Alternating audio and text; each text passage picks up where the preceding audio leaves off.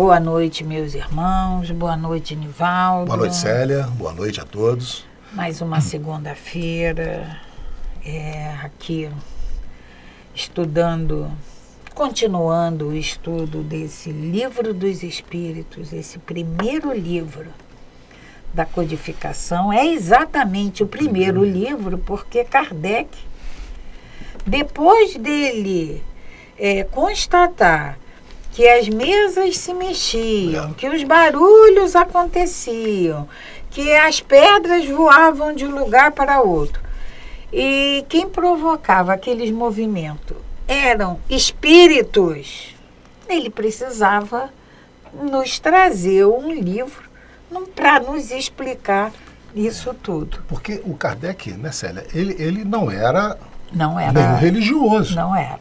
Então, todas as dúvidas... Não, ele era religioso, não era espírita. Não era espírita. Né? Sim, mas ele não professava nenhuma religião, não. Ele era um cientista, né?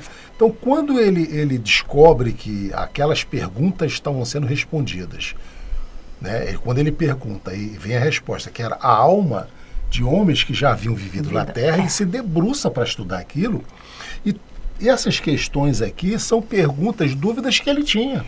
Porque e vem nos esclarecer a nossa essência espiritual, porque nós somos espíritos. Aqueles espíritos lá que faziam aqueles fenômenos que despertaram o interesse de Kardec, os espíritos que lá naquela época codificaram a doutrina espírita, que permitiram a Kardec codificar a doutrina espírita, eles precisavam nos explicar o modo deles se comportarem, deles fazerem as coisas. E daí... Esse primeiro livro, Kardec vem 1019 questões para tirar todas as nossas dúvidas.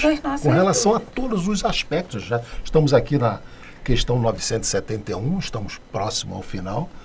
E quem esteve conosco sabe, o Kardec aborda todos os assuntos possíveis aqui. Nós começamos isso em março de 2020, não foi? 2020, né? Foi em março de 2020, não foi? Foi abril de 2020. Abril de 2020. Abril de 2020. E ao longo desse período, quanta coisa nos foi esclarecida. Essa conversa minha com você, tendo vocês aí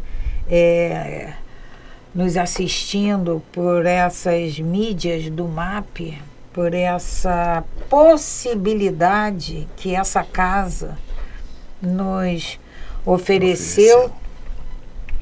E nos oferece, né? Nos ofereceu lá naquela época e continua nos oferecendo. Por isso a gente agradece a Deus, nosso Lembrando, né, Célia, Pai. que nós temos na nossa casa estudos presenciais, né? Do Livro dos Espíritos, do Evangelho, em vários horários. E por falar nisso, nós temos também o estudo das obras de André Luiz. Nós temos Obreiros da Vida Eterna. Exatamente, estamos fazendo com a Célia o estudo do livro Obreiros da Vida Eterna. Convidamos todos vocês para que possam participar conosco desse quarto livro do André Luiz. Assim como tem o livro, né? Nosso Lar também. Nós temos estudo. E a gente pede então para que vocês acessem a nossa rádio, a webradiomap.org. Acessem a rádio. Nós temos pelo lá, Google, pelo né? Google, né? Nós temos lá uma programação com vários estudos. Nós fazemos o Obreiro da Vida Eterna, mas tem o estudo do Nosso Lar e outros livros da codificação. E aí, vocês que estudam aqui o Livro dos Espíritos,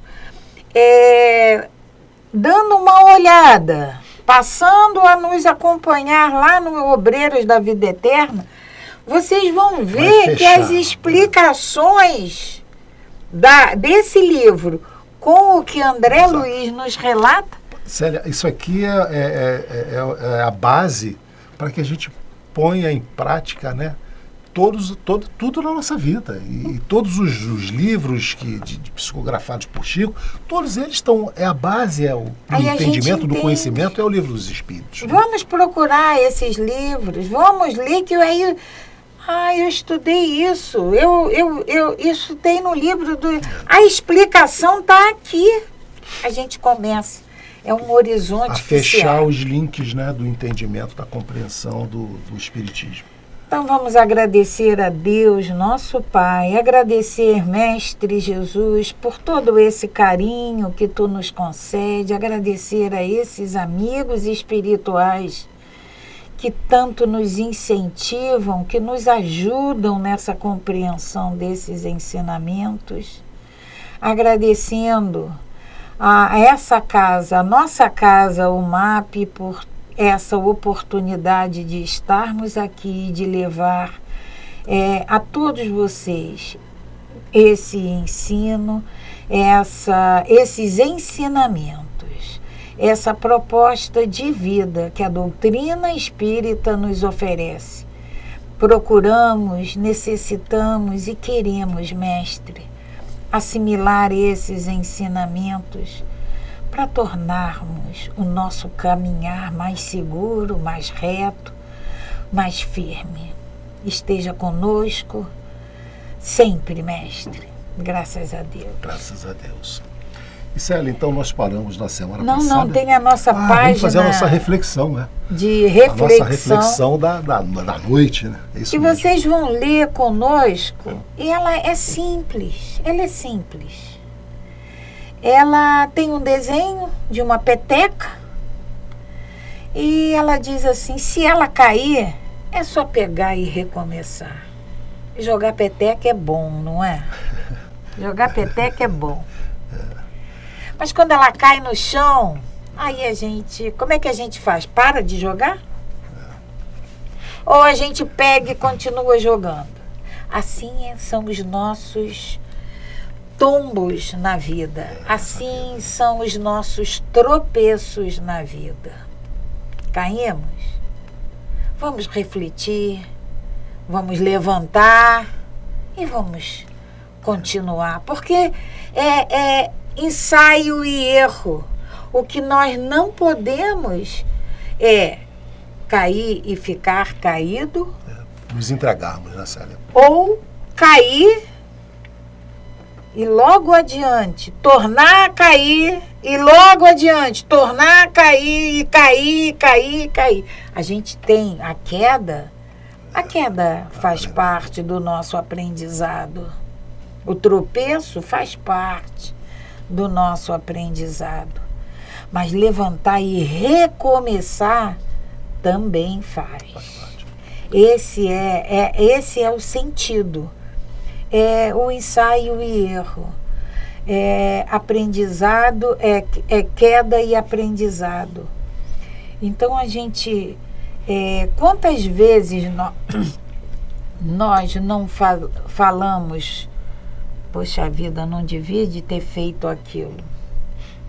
Isso é arrependimento, isso é o cair. É o cair. Aí eu levanto, mas logo adiante eu faço de novo. Pô, tornei a fazer. É aquele tropeço que novamente eu caio. Aí levanto e continuo. Penso, eu não posso mais falar isso, eu não posso mais fazer isso. Aí eu já não caio mais. Então, a vida é isso. É muito bom viver. Viver é um bem. É um bem que nosso Pai nos deu. Uma dádiva, né? Mas cair faz parte também desse aprendizado. E a criança, vamos pensar num bebê. O bebê, antes dele começar a andar, ele engatinha, depois ele fica em pezinho. E quantas quedas ele tem antes dele antes dele ter o domínio daquela passada e caminhar. É assim que somos nós. Graças a Deus. Graças a Deus. E aí nós paramos semana passada, Célia, estamos no capítulo 2 da última parte do livro, né, na questão 971. É das penas e gozos Penas futuros. e gozos futuros, né? E a questão 971, quer dizer, anterior, né, só para a gente fazer um link, né, em que consiste os sofrimentos dos espíritos inferiores. Dos espíritos, está falando dos desencarnados, né? E eles respondem para Kardec que são tão variados quanto as causas que os produziram e proporcionais ao grau de inferioridade, como os gozos o são ao grau de superioridade. Então ele está dizendo que esse penas e gozos dos espíritos, né, vai depender dos seus comprometimentos. E não é igual para todo mundo. Mas, Nivaldo, a espiritualidade, ela nos esclarece mais no prosseguimento dessa resposta. Podem resumir-se assim: invejarem o que lhes falta para ser feliz. Isso, o espírito, hein? O espírito. Invejar o que lhes falta para ser felizes e não obterem. Eles invejam, mas eles não têm. Verem a felicidade e não poderem alcançar. Então, o sofrimento desses irmãos, espíritos inferiores, é ver a felicidade do outro, é perceber que o outro usufrui de uma felicidade e ele não. E ele não tem. Célia, importante lembrar que a pergunta é em que consiste o sofrimento dos espíritos inferiores. Porque os espíritos superiores, eles ficam felizes com a felicidade do outro. Mas o infeliz, né, ele ainda fica triste, infeliz com a felicidade que Nivaldo, ele não mas pode se a gente for parar para pensar, aqui acontece muito aqui é isso. Aqui é igual. Quantas vezes nosso irmão se torna infeliz ou nós mesmos nos tornamos infelizes porque o outro conseguiu alguma coisa que nós almejamos e nós não. Nós somos assim. Nós falamos aqui um capítulo bem longo, né? Sobre a inveja. Inveja. Trouxe para nós isso aqui, né? Aí ele fala também, né, Célia, do ciúme, da raiva, do desespero pelo que os impede de serem felizes, remorso, ansiedade moral indefinível. Desejam todos os gozos e não podem satisfazê-los. E é isso que os tortura. Isso na questão 970. Na 971, Kardec então vai perguntar: a influência que os espíritos exercem uns sobre os outros é sempre boa? A influência que os espíritos exercem uns sobre os outros é sempre boa? E a gente precisa ir lá, Célia, voltar. Ele não pede, mas a gente pode voltar aqui na questão 459. Na questão 459, que é uma questão que a gente tem que estar sempre viva em nossa mente, Kardec pergunta se os espíritos influenciam em nossas vidas. E eles respondem que muito mais do que possamos imaginar. Se influenciam em nossas vidas, nós encarnados. E eles respondem que muito mais do que nós podemos imaginar. De normal é que eles nos conduzam. E aí a gente fica na dúvida, como assim? Então, se eles vão nos conduzir, como que eu faço? Com quem que estará me conduzindo? E vai depender exatamente da nossa vibração, da nossa sintonia.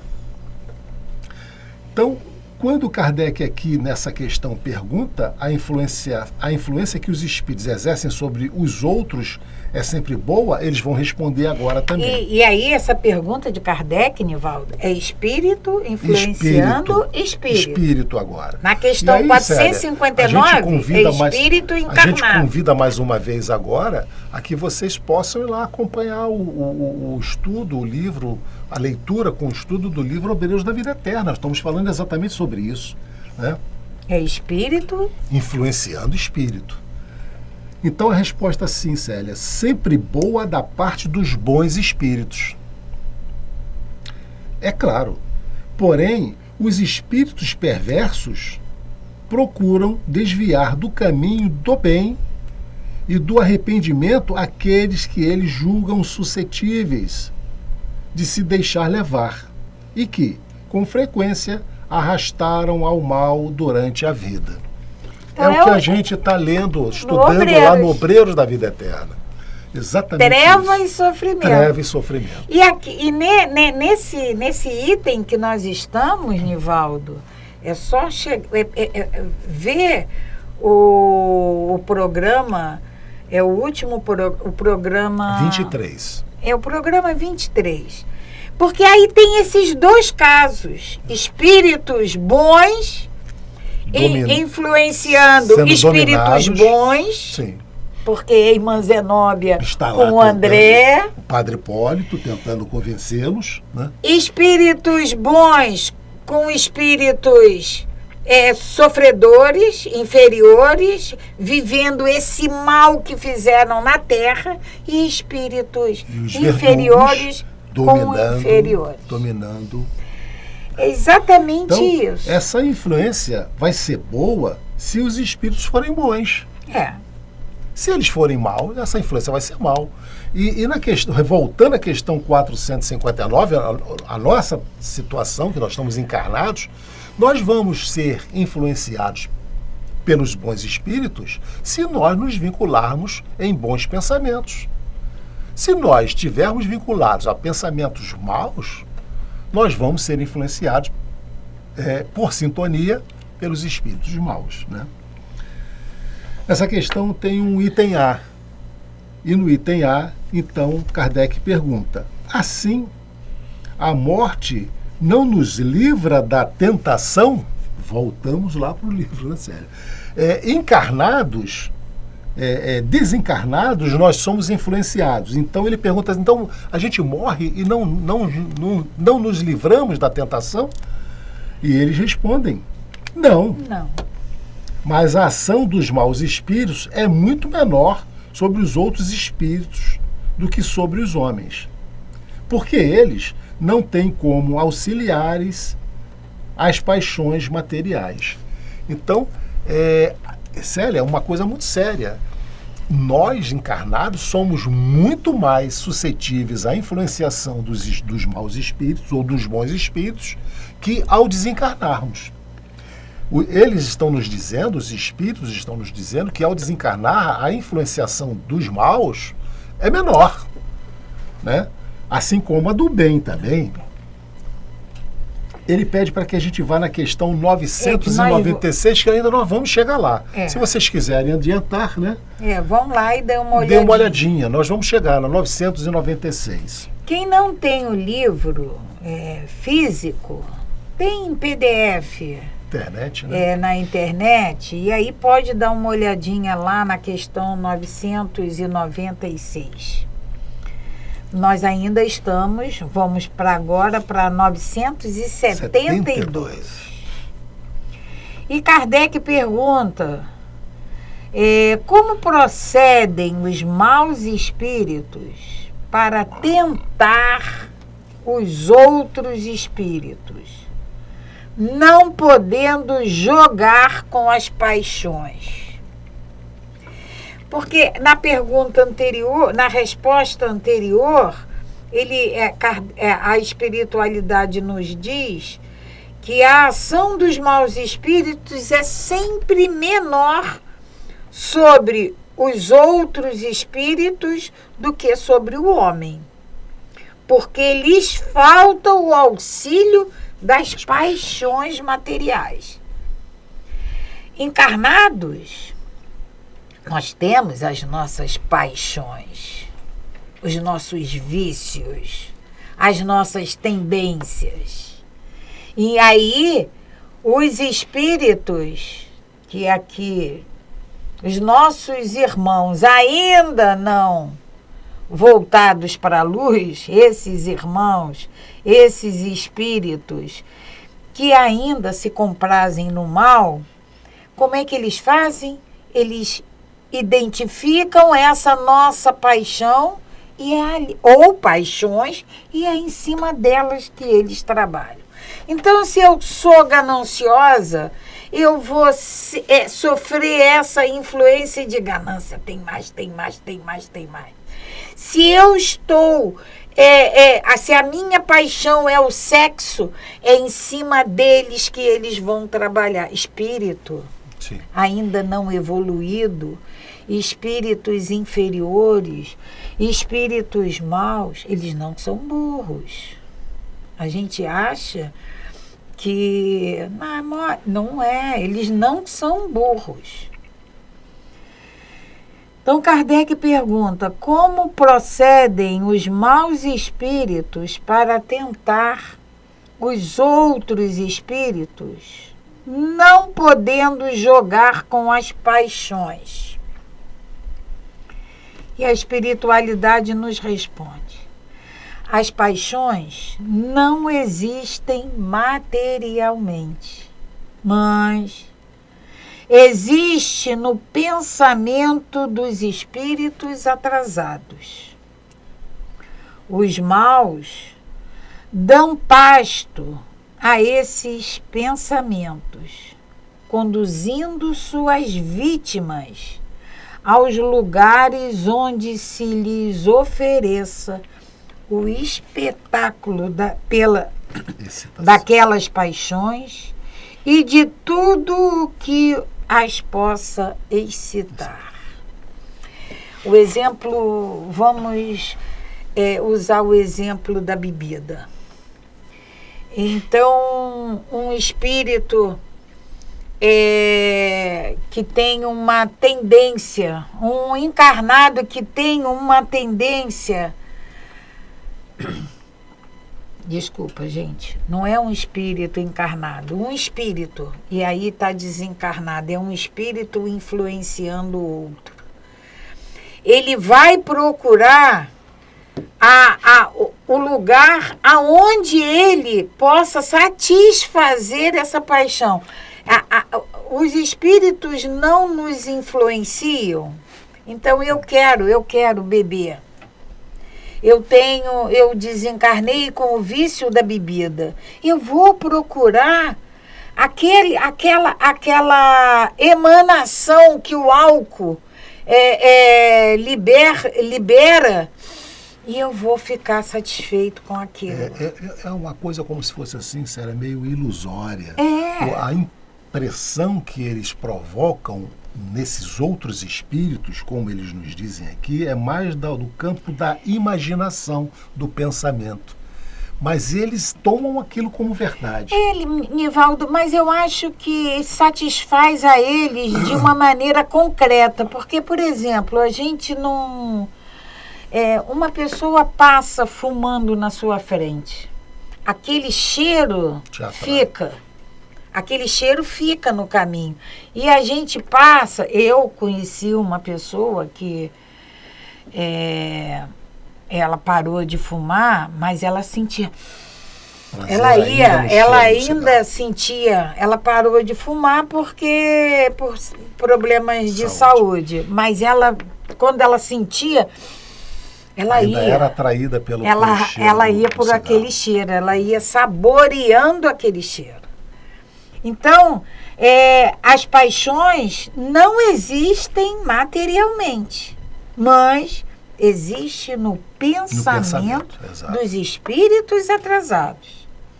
Os maus dão pasto a esses pensamentos, incentivam, né?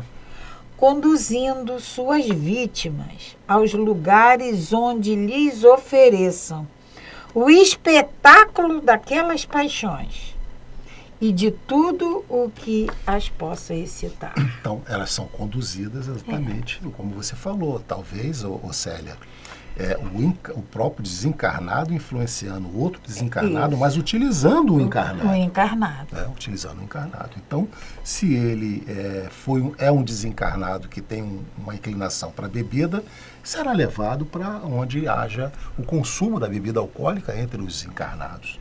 Aí tem a questão 972. Kardec pergunta assim, mas de que servem essas paixões se já não tem objetivo real? É ilusório. É ilusório. Ele não pode fazer aquilo. Ou seja, ele vai só ver, vai sentir. Do desencarnado dentro de um bar. Entre todos os encarnados bebendo, ele está ali. Fisicamente ele não consegue. Então Kardec está perguntando, mas de que servem essas paixões, visto que não tem mais objeto real, ele não consegue sorver, tomar a bebida. Aí eles nos respondem, nisso precisamente é que lhe está o suplício. O avarento vê ouro que lhe não é dado possuir. O devasso, orgias em que não pode tomar parte. O orgulhoso, honras que lhes causam inveja e de que não pode gozar. Então é exatamente, ele vê e não pode. Ele vê e não consegue. É exatamente isso que causa suplício a ele. Ou essa ilusão. É ilusão. 973.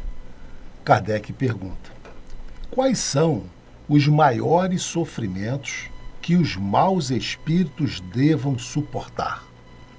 Quais os maiores sofrimentos? Agora é para os maus espíritos, né? E eles respondem: não há descrição possível das torturas morais que constituem a punição de certos crimes. Não há descrição possível, eles não conseguem descrever para nós, das torturas morais que constituem a punição de certos crimes. Mesmo aquele que as experimenta teria dificuldade em vos dar uma ideia sobre elas. Certamente, porém, a mais horrível é a ideia de que tem de estar condenado sem remissão. Ou seja, eles não veem um fim para essa condenação. Então, seria de pensarem que estão condenados para sempre. Para sempre. É a pena eterna. Então, e a gente sabe que não o maior existe. Sofrimento para esses espíritos é eles não verem uma saída. Eles não verem isso vai terminar. Isso vai acabar. Porque, Célia, quando a gente está passando certa dificuldade, né? Mas a gente está fazendo aquele trabalho árduo e a gente sabe, não, daqui a pouco vai acabar e eu vou descansar, ou o dia vai terminar, eu vou tomar um banho, eu vou dormir, vou acordar amanhã renovado. A gente tem a perspectiva de um fim. Quando você não tem a perspectiva de um fim, de uma melhora, isso causa um sofrimento deve ser atroz, um sofrimento sem tamanho. Então, é exatamente o que causa o sofrimento desses espíritos, exatamente isso. É eles não saberem acharem, né, que essa pena dele é eterna. Allan Kardec traz para nós aqui uma nota de esclarecimento sobre essa pergunta, essa resposta, né? O homem faz uma ideia mais ou menos elevada das penas e gozos da alma após a morte. A gente não tem noção exata, a gente faz uma ideia, conforme o estado da sua inteligência. Então, conforme a nossa inteligência, a gente imagina como vai ser depois da morte. Quanto mais ele se desenvolve, mais essa ideia se depura e se desliga da matéria. Compreende as coisas sobre um ponto de vista mais racional. Deixa de tomar ao pé da letra as imagens de uma linguagem figurada. A razão, mais esclarecida, ensinando-nos que a alma é um ser todo espiritual, nos diz, por isso mesmo, que ela não pode ser afetada pelas impressões que apenas agem sobre a matéria. Mas daí não se conclui que ela esteja isenta de sofrimento, nem que não receba a punição de suas faltas. Ele pede para que a gente volte à questão 237. A questão 237, Célia, fala sobre percepções, sensações e sofrimento dos espíritos. Ele é grande. A 237, então, tem Não, como... não é grande, não. Uma vez de volta ao mundo dos espíritos, conserva a alma as percepções que tinham quando na Terra? Sim, além de outras que aí não dispunham, porque o corpo, véu sobre elas é lançado, as obscurecia. Qual véu sobre elas? Sim, além de outras que aí não dispunham, porque o corpo, qual véu sobre elas lançado, as obscurecia. A inteligência é um atributo que tanto mais livremente se manifesta no espírito, quanto menos entraves tenha a vencer. A percepção no mundo, ao pós desencarnarmos, é aumentado as percepções, né? Esses nossos 5 sentidos, eles são aumentados, ampliados. E Kardec continua aqui na nota ainda, né?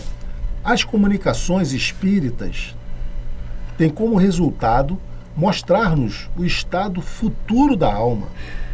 As comunicações espíritas, nós que temos essa possibilidade, né, Célia, de termos mensagens de comunicações mandado pelos espíritos, Kardec está nos dizendo, tem como resultado... Os próprios livros. Os próprios livros são comunicações, aqui são psicografados, o livro dos espíritos, né, os outros livros, a gente sabe disso, a codificação toda.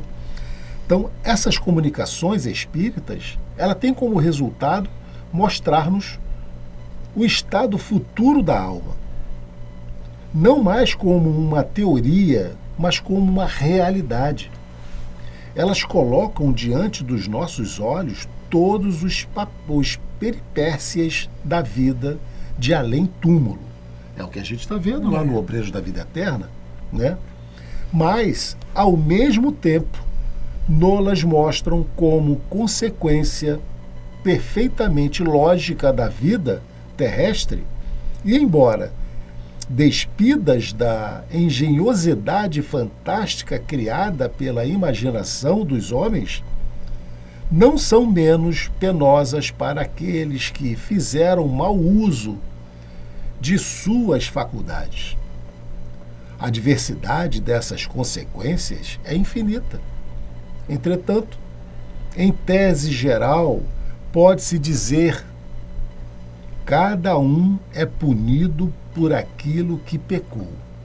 É assim que uns o são pela visão incessante do mal que fizeram, outros pelos pesares, pelo temor, pela vergonha, pela dúvida, pelo isolamento, pelas trevas, pela separação dos seres que lhes são caros e etc. Então, essa complementação dessa nota de Kardec a essa questão, né, quais são os maiores sofrimentos dos maus espíritos que eles devam suportar. Então, Kardec traz exatamente essa explicação. É um sofrimento, né, Célia? É por isso que ele nos diz que há uma súplica muito grande para que eles possam retornar, e a gente sempre diz aqui, retornar a reencarnar para refazer todo aquele caminho que eles fizeram de uma certa forma, não conseguiram realizar o que deveriam ter sido feito, né? A pergunta é quais os sofrimentos maiores que os espíritos maus se veem sujeitos. E aí ele começa, a espiritualidade nos diz, não há descrição possível das torturas morais que constituem a punição de certos crimes. E aí, na explicação de Kardec, ele nos diz: cada um é punido por aquilo que pecou. Aí a gente para e pensa, o que é pecou? O que é pecado? Então, para resumir, pecado é todas as vezes, a gente vai pecar, todas as vezes que a gente violar uma leizinha qualquer da lei de Deus. Eu preciso colocar em prática para acontecer essa violação? Não. Basta eu pensar, eu querer. Então a gente vai perceber que a gente peca toda hora. A todo momento nós pecamos. Então cada um é punido por aquilo que pecou. Pecou, quantas vezes nós mesmos já falamos isso e ouvimos com muita frequência: eu sou assim mesmo, quem quiser me aturar, me atura. Eu nasci assim, né? Eu cresci assim, você assim. A síndrome da Gabriela, né? Em outras pessoas que nós também conhecemos, falei assim: poxa vida, eu não quero ser mais assim. Eu não quero mais fazer isso. Poxa, eu fiz isso, mas eu me arrependo tanto. Então, são situações diferentes. Uma está em processo, já está enxergando que tem que mudar o caminho. E a outra ainda está presa naquele sentimento. Isso mesmo, e acabou. Se quiser que se adeque à minha forma de pensar e agir. São maneiras diferentes de proceder, de escolha, de uso do nosso livre-arbítrio. Eu sei que eu tenho que mudar. Eu sei que eu preciso me tornar uma pessoa melhor. Então eu tenho que lutar para aquilo. Trabalhar para isso. Aí vamos para 974. De onde procede a doutrina do fogo eterno? Tem? Vai arder no fogo eterno? Né? Então a gente fala sempre, aquela doutrina que ensinou para a gente do céu, do inferno, do purgatório. E no inferno que a gente fica ardendo no fogo eterno. Né? Aí a espiritualidade responde: imagem, semelhante a tantas outras tomadas como realidade. Porque, sabe, que agora mesmo a gente está falando tanto hoje em Obreiros da Vida Eterna, porque a gente falou, né, Célia, o livro dos Espíritos, ele vem, ele está preso ali, toda todos esses livros, né, complementares, né, de Divaldo, Chico, que esses espíritos nos trouxeram para nós, está toda a doutrina ali, está todo o livro dos espíritos ali, o livro dos médios estão ali, o Evangelho está ali. Então todos esses livros estão ali condensados, né? Então, no programa... São exemplos. No Obreiros da Vida Eterna, tem lá um relato de um espírito sofredor que ele diz assim: o fogo do remorso. O fogo do remorso, exatamente. Então, sabe, porque a dor, o suplício é tão grande que arde. E o que arde é a queimadura. E a queimadura é causada pelo fogo. Então, é o fogo eterno. É por isso que a espiritualidade nos diz: imagem, semelhante a tantas outras tomadas como realidade. Aí a 974 tem a letra A. Mas o temor, Kardec pergunta, mas o temor desse fogo não produzirá bom resultado?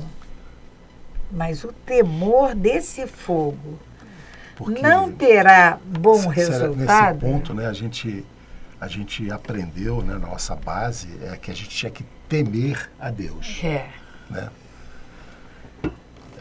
Era uma religião que ela faz você seguir o bom caminho pelo temor. Não pelo temor. Jesus veio trazer o amor para nós. Mas essa doutrina, essa vertente religiosa, ela te coloca pelo temor. Mas aí a pergunta de Kardec é, mas o temor desse fogo não produzirá bom resultado? Que bom resultado é esse? No livro do Obreiros, está lá o fogo do remorso. Remorso, o que é remorso? É alguma coisa que eu fiz... É um arrependimento. Não acho que não... Porque um arrependimento, você tem... a gente se arrepende e você tem a possibilidade de refazer aquilo. Remorso, eu acredito que seja uma coisa que fica te remoendo, mas você ainda não... O teu orgulho, o nosso orgulho, não permite ainda que eu refaça aquilo. E aí, Kardec está perguntando assim, mas isso será que não seria bom? Porque pelo temor você acaba não cometendo o erro, né? Não cometendo. Aí a espiritualidade nos diz, vede... se serve de freio. Mesmo entre os que ensinam, se ensinardes coisas que mais tarde a razão venha a repelir, causareis uma impressão que não será duradoura nem salutar. Então, o temor desse fogo não produzirá um bom resultado. A espiritualidade vem nos dizendo, vede se serve de freio. Tu vai arder no fogo do inferno. Quantas vezes? Opa, peraí. Você ouviu isso? Né? Nós já ouvimos isso várias vezes. Então a gente, eu não quero isso para mim. Então serve de freio. Tá?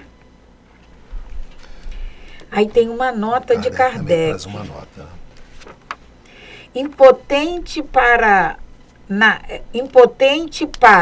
na sua linguagem, definir a natureza daqueles sofrimentos, o homem não encontrou comparação mais enérgica do que a do fogo.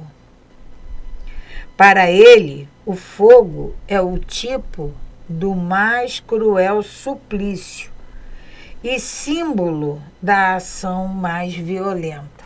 Não é mesmo? É verdade. Quando você pensa em uma destruição maior, é o fogo. O fogo destrói, né? Por isso é que a crença no fogo eterno data da mais remota antiguidade, tendo-a os povos modernos herdado dos mais antigos.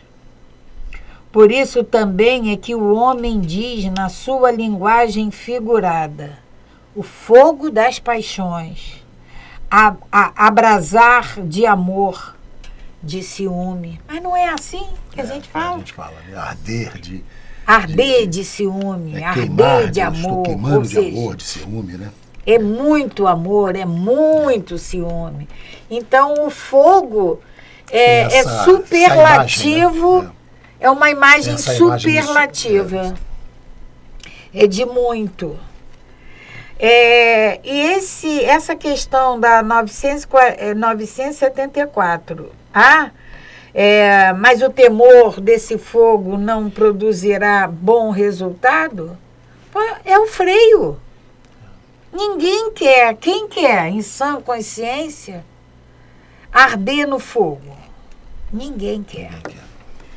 Evaldo, nós vamos Célia, ter que parar, né? Estamos chegando mais uma noite de segunda-feira, ao final do nosso estudo.